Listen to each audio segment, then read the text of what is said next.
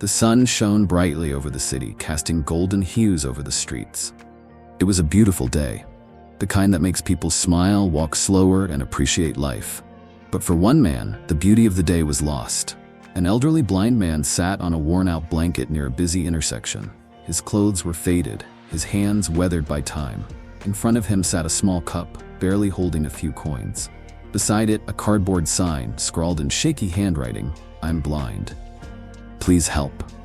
People passed by in a rush, some glanced at him briefly before looking away, others avoided eye contact altogether. A few threw in coins, but the majority kept walking, lost in their own worlds. Hours went by.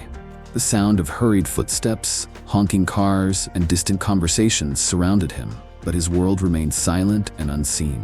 He sighed. How could they not care? Then footsteps approached and stopped. A woman stood before him. The blind man could sense her presence, hear the rustling of her clothes. She didn't speak at first. Instead, she picked up his sign. "What are you doing?" he asked, his voice raspy. No response. He could hear the scratch of a marker on the cardboard. Then, she gently placed it back in front of him and walked away. He didn't know what she had written, but something strange began to happen.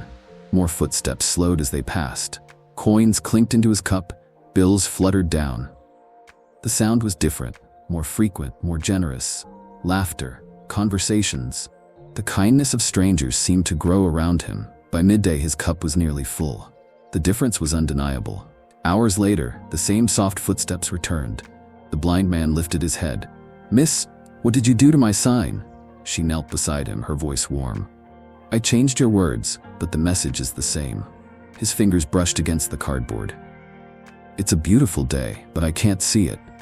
The blind man thought for a moment. "But it says the same thing.